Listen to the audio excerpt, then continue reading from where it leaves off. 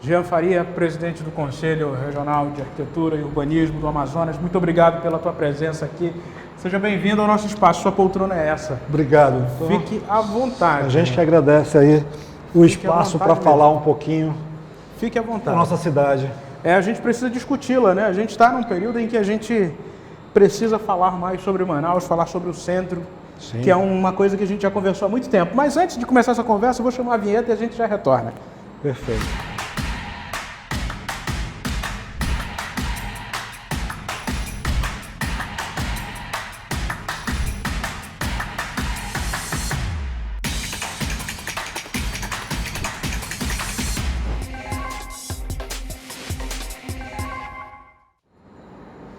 Como eu já o apresentei, Jean Faria, presidente do CAU, aqui ao meu lado. Jean, a gente conversou, eu até fiz aqui umas anotações, em junho de 2021. Eu entrevistei você e o Frank Albert, lá do IBAP, que é o Instituto Brasileiro de Avaliações e Perícias e Engenharias do Amazonas. Era um período de enchente, esse que a gente está se aproximando também agora, que o Rio Negro está subindo bastante, e vocês fizeram um alerta muito sério com uma consequência absurda. A gente falou em junho, em outubro, o que vocês falaram aconteceu. O centro de Manaus, vocês alertaram que ameaçava desabar. Foi uma frase muito forte, impactante que vocês deram naquele momento. Não deu outra. Um prédio na Henrique Martins, que vocês alertaram, desabou em novembro daquele ano, melhor dizendo. O que mudou de lá para cá, Jean? Olha, eu não tenho visto nenhum tipo de ação por parte seja governo do estado, prefeitura, ou seja, dos entes que deveriam ter ali para tratar isso. A gente sabe, e volto a repetir, o centro da cidade todo é baseado em galerias que foram feitas ainda pelos ingleses há muito tempo atrás e que a gente está abaixo do nível do rio. Então a tendência da água sempre é entrar, vamos usar aqui um pleonasmo, né? Entrar para dentro da cidade, mas a gente também sabe que tem a questão do lixo, das pessoas que com a questão da educação, de jogar muita coisa dentro do bueiro. Então, assim, são vários fatores que de lá para cá a gente não percebeu nenhum tipo de mudança. Percebemos só o que aconteceu, que a gente falou, e realmente teve um prédio na Henrique Martins que colapsou, e eu posso arriscar dizer que tem mais, porque todo o centro da cidade ele é fundamentado em cima dessas galerias. E você tem mais de um prédio. Assim como aconteceu na Henrique Martins, aconteceu na 7 de setembro, pode acontecer em outro lugar. A gente precisa dar manutenção, a gente precisa fazer correções nessas estruturas para que a cidade não sofra com o impacto das chuvas, que cada vez mais, em função das questões climáticas, estão acontecendo mais fortes. Acho que há uns 15, 20 dias atrás, o centro da cidade praticamente alagou, né? Inundou, né? Prejuízo com lojista, prejuízo com as pessoas com seus carros. Então, assim, aquele evento, eu não tenho muito, eu não consegui ler, eu estava fora da cidade, mas me parece o que acontece como acontece nos outros locais. A drenagem não foi suficiente porque aquela galeria devia estar entupida, porque a gente ainda não está no período máximo da cheia, não temos alagações de água entrando na cidade. Então, teoricamente, aquelas águas deviam ser drenadas. Então, a gente pode, né, tentar estipular que aquilo ali é um pouco como se fosse uma veia entupida da cidade que precisa ser limpa. O que você falou dessa veia entupida me leva a entender também sobre um outro aspecto dessa nossa conversa de junho de 2021. A galeria foi construída para um período em que a cidade tinha uma quantidade de moradores nessa região. Hoje nós temos infinitamente mais pessoas habitando o centro, seja no período comercial ou de moradias mesmo naquela região. E eu entendo pela essa sua fala que uma artéria dessa entupida, vamos falar grosso modo de um ambiente como esse, não é talvez nem pela água que está subindo do rio, mas sim pela demanda. E fora o lixo que cai ali. Isso demanda de estudos. Você está correto. Se eu tinha uma população que era de 100 mil pessoas e hoje está em 500, isso duplicou, triplicou, provavelmente aquela artéria está subdimensionada. Então, esses estudos precisam ser feitos. Com certeza, o lixo é um percentual desse entupimento, digamos assim. Mas você falou tem relação, essa relação da quantidade de moradores do centro com a quantidade de estrutura que existe é passível E é por isso que precisa constantemente você estar observando aquela região do centro histórico. Jean, mas vamos partir para a solução. A gente só está mostrando problema até aqui e isso são questões já conhecidas pela gente. E aqui a proposta desse programa é a gente cada vez mais falar isso para despertar interesse ao poder público, que especialistas como você estão emitindo mais uma vez um sinal vermelho ali, mostrando que essa área da cidade está cada vez mais sensível. Tem solução? A gente fala que a arquitetura e engenharia tem solução para tudo. Tá? Umas tão caras que são inviáveis, mas existe a solução, e as outras vezes mais baratas, que é, como a gente acabou de comentar, um simples estudo. Eu acho que tem que sentar, e aí estou falando das concessionárias de água, de esgoto, da questão das secretarias que tratam do centro, seja ela municipal ou estadual, e começar a mapear e fazer esse estudo. A gente sabe que existe um programa da prefeitura chamado Nosso Centro para a revitalização do centro da cidade. Com certeza, isso tem que ser pensado junto. Hoje eles estão lançando, acho que agora, para essa semana, a questão daquele prédio da antiga 100, ali no final, no início da 7 de setembro, onde vai ser o Mirante. Sim. Então, estão começando por ali. O projeto em si é bem interessante, o próprio CAL está ajudando junto ao Infam Nacional. Então, eu acho que é a hora de começar a tratar o centro da cidade também nesse aspecto, de drenagem, de fornecimento de esgoto sanitário para aquela região, porque é uma região que precisa ser tratada, é uma região que tem um potencial turístico imenso. Imenso, sim. Jean, numa conversa prévia com você aqui, antes da gente entrar no ar, você mencionou que eu quero agora dar ao nosso público a visualização, ou pelo menos uma breve visualização, de uma das soluções que podem ser viáveis para essa região em termos de galeria, que a gente ainda está falando dessas centenárias dos ingleses. Seria algo parecido com uma galeria que você mencionou, que foi construída na Djalma Batista. Você poderia relembrar esse exemplo? O que a gente estava conversando é o seguinte: a prefeitura, por muito bem feito, ela identificou um problema antes de acontecer, que foi ali na Djalma Batista. E pegou um período de feriado e começou a tratar aquele problema antes que aquele problema se tornasse um problema que realmente parasse a cidade de uma forma bruta. E eles fizeram uma manutenção preventiva e corretiva. Era uma manilha antiga, uma manilha velha, foram lá, colocaram agora uma manilha de concreto maior e trataram aquele problema. Então, essa solução adotada para Djalma Batista pode ser uma solução que pode ser adotada para o centro. Você faz o estudo, vê qual é a capacidade que tem. A gente sabe que muitas dessas galerias estão por baixo de edificações, por baixo de prédios, mas é possível se fazer o estudo e com esse estudo na mão, você vai fazer as manutenções corretivas e preventivas, que aí você consegue reduzir drasticamente qualquer tipo de problema que venha a ter com as nossas artérias, digamos assim, lá do centro. Isso não sai tão barato, até porque você mencionou nesse aspecto a condição de ter prédios nessas regiões. Você tem que desapropriar, tirar aquilo ali, ou teria alguma forma de você conseguir colocar esse equipamento ali? Tem forma como você tratar, porque ainda assim, as galerias dos ingleses são galerias que são muito grandes. Você cabe um homem em pé nela, então você tem como fazer alguns tratamentos.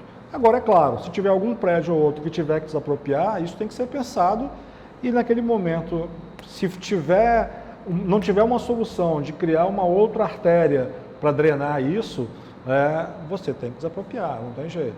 Mas eu acredito que, assim, pela condição de planejamento que tem o centro da cidade, que são malhas quadriculadas, digamos assim, você tem como correr. Na época da Galeria dos Ingleses, fizeram as galerias porque tinham os igarapés. Tá? Hoje não, hoje você não utiliza o igarapé como esgoto, você faz todo um tratamento e aí você joga uma tubulação auxiliar. Não tem como você fazer isso tranquilamente, demanda tempo e dinheiro, isso é fato. É, no seu ponto de vista, mais viável? É mais viável. Eu acredito que você fazer uma outra galeria ou várias galerias menores pelas ruas do centro, você acaba não tendo que mexer com essas galerias dos ingleses. Você diria, Jean, que o centro de Manaus está atrasado nesse aspecto por quanto tempo? Basta a gente puxar pela memória, a última vez que alguém fez algum trabalho no centro da cidade dessa espécie, eu vou botar aí pelo menos os últimos 20 anos, eu não vi ninguém mexendo efetivamente em tratar o centro da cidade na questão de esgotamento sanitário ou de drenagem. Certo. Jean, a gente está falando de uma região, como você mencionou, que ela é basicamente preparada para até mesmo se tornar cada vez mais ou retornar como pontos de moradia. É uma região planejada que tem hospital, tem transporte público, tem uma rede de esgoto prejudicada, tem, mas como você está falando, é uma possibilidade de reconstruir ou de revitalizar. Agora é preciso olhar também para o centro como uma outra função, além do aspecto comercial. Acho que o grande problema do centro, de todos os centros, de todas as cidades do Brasil, é quando você olha apenas com um enfoque. Como você quer lá, olhar o comercial. O comercial vai funcionar de 6 da manhã, exagerando, até as 6 da tarde. Depois disso vira nada. A parte social, hospital, escolas, igrejas, já existem. Eu preciso criar moradia. E esse é o grande lance, o grande trunfo que eu vejo nesse projeto Nosso Centro que a Prefeitura tem. Além de alinhar com o Infam algumas pautas, eles vão levar a moradia de baixo custo para o centro, ou seja, vão retornar com as pessoas a morar no centro. E com isso você consegue dar uma outra caracterização. Eu sempre uso como exemplo para esse tipo de situação aquela região que nós tínhamos ali no Teatro Amazonas. Teatro Amazonas, a igreja, para quem é um pouquinho novo assim como eu, né, sabe que aquilo por muito tempo foi uma área vermelha, uma zona de prostituição, tráfico de droga. E no momento que se decidiu, o Estado decidiu meter o dedo e vou revitalizar essa área, aquilo mudou. Né? Hoje é um ponto turístico, é um ponto que você vai lá qualquer dia da semana, está funcionando, Natal acontece lá. Então, isso é interessante, é esse tipo de motivação que o centro precisa. Então, a partir do momento que você leva as pessoas para morar no centro, que você dá a dignidade para elas vão ficar ali e aquele centro vai começar a ter uma outra vida. Então, você precisa ter cultura, você precisa ter lazer, você precisa ter a questão social, você precisa ter moradia, para que você tenha um centro da cidade, digamos assim, funcional. Minimamente confortável e funcional. Minimamente confortável. Porque os serviços básicos que a prefeitura precisa demandar, já tem. Né? Você imagina o custo que eu tenho que ter uma linha de ônibus do centro da cidade lá para o Viver Melhor, por exemplo. Né? Ou para um lugar além da Barreira, como a gente já tem, a cidade já cresceu para lá. Quanto mais a cidade se espraia, mais caro fica demandar esses serviços para a periferia. E aí você tem que começar a fazer talvez algumas escolhas. Quanto mais eu adenso, né? Quanto mais adensado eu tenho, mais pessoas estão usufruindo daquele mesmo serviço que já acontece, entregue pelo Estado, pela Prefeitura. É o que a gente tinha conversado mais cedo sobre a questão da densidade habitacional nessa região. A gente vê um crescimento absurdo nessa região do setor norte da cidade, que é essa que você mencionou, ali além da Barreira, a região do Viver Melhor. Jean, parece um remake. A gente está fazendo um erro que a gente já cometeu há mais de 30 anos. Isso vem na tua memória? Quando eu comecei a fazer arquitetura, me formei na primeira turma de arquitetura aqui do estado do Amazonas, tinham acabado de construir a Cidade Nova. E aí, mais uma vez, os mais novos como eu vão lembrar de um shopping chamado Shopping Cidade Nova, Nova Cidade, uma coisa assim, que não deu certo. Nova Shopping. Nova Shopping, isso. Por quê? Porque a cidade era meramente uma cidade de dormitório. Naquela época, o ente público não conseguia levar para lá transporte, energia de qualidade, lazer, cultura, ou seja, as pessoas que iam morar lá iam só dormir. Trabalhavam para o centro, trabalhavam para o distrito. Então, é aquela história, você vai adensando e você levou ali algumas décadas para a Cidade Nova ser o que é. Com todos os serviços, com banco. Né? Você tem bairros de Manaus hoje que não tem banco. Né? Todo mundo precisa ir no banco. Por mais que você hoje tenha toda a área digital, você precisa em algum momento ir no banco e você não tem. Né? E olha, nem são bairros tão distantes. Zona Centro-Oeste, por exemplo, só Alvorada tem. Sim, exatamente. Banco. Os outros não tem. Dom Pedro não tem. Redenção não tem. Não tem. Então, são serviços básicos que você precisa ter. E quanto mais eu jogo isso para fora do centro urbano, mais difícil fica para aquela pessoa ser atendida em tudo que ela precisa. Você quer ver um outro exemplo muito interessante? Foi quando fizeram o ProUrbis e o Prosamin. Antigamente se tinha a ideia de que eu vou tirar o pessoal desse igarapé, eu vou tirar, jogo para a periferia e vou deixar o igarapé limpo. Não era isso? Era o que se fazia costumeiramente. Com o Prosamin foi diferente. Não, eu vou tirar um pessoal daqui, vou alocar aqui, eu vou limpar, vou fazer uma habitação para ele aqui. Por quê? Porque nesse lugar é onde ele tem um convívio social dele. Claro. E eu devolvo ele para cá. Né? E assim foi feito o Prosamin todo. Então, as pessoas que moram ali sempre moraram naquele igarapé e funciona. Né? Esse processo, ele funcionou. Talvez falte uma pós-ocupação, um ordenamento para pessoas entenderem que é morar coletivamente, porque uma não pode pintar a cor de amarelo a sua fachada, a outra azul, mas isso são detalhes sociais que é possível corrigir muito facilmente. O mais difícil foi feito, manter a população naquele local. E é mais ou menos o que está acontecendo hoje. E hoje a cidade está crescendo, a expansão imobiliária, as invasões, como você falou, tudo para a Zona Norte. O que está acontecendo ali vai demorar um pouco a, digamos, chamar uma cidade plena, porque dificilmente se consegue ajustar os serviços todos para chegarem lá no mesmo passo que a especulação imobiliária leva. Você está falando dessa questão do setor norte, a gente vê hoje uma tendência, você é um estudioso da área, sabe bem melhor que eu sobre isso, que é a verticalização das moradias, essa questão da moradia coletiva, e a gente está vendo esse espraiamento, que foi um termo até que você usou anteriormente. A gente está vivendo esse remake que eu falei, mas a gente não está tendo estrutura também, não está tendo estrutura nem um plano para conter essa expansão para essa região, porque a gente sabe que esse problema vai continuar. Sim. Aí a gente vai precisar também entrar em mobilidade urbana, plano diretor que a gente já precisaria ter revisto em 2019, ou seja, uma sucessão de falta de atenção para esse segmento. A cidade ela é um ser que todo dia está crescendo, todo dia está acontecendo. O planejamento ele tem que acontecer sempre. O plano diretor, eu acho que ele foi revisto a última vez em 2012. Houve depois uma compilação em 2016 ou foi 2019, eu não lembro agora, mas até o Cal participou ajudando a fazer o caderno, né, do plano diretor. Mas o plano diretor é uma ferramenta muito boa. Ele foi trabalhado para que haja essa, digamos assim, esse adensamento populacional aconteça. Aumentou-se o gabarito de altura dos prédios, né? Foi feito algum trabalho nessa linha. Eu lembro que existiu uma limitação. Era 18 pavimentos, agora tem 24. 24, 25, 24, uma coisa assim. não lembro de cabeça, mas é 24, 25, isso já melhora bastante. Mas não é só isso, você tem que estar sempre observando e sempre tentando entender por que a cidade está crescendo para aquele lado. Óbvio, eu não posso crescer mais para a Zona Oeste, que eu tenho o Rio, para a Zona Leste, eu já estou também na beira do Rio, só posso crescer para lá. Mas será que se antes de crescer para lá eu não tenho que adensar mais aqui?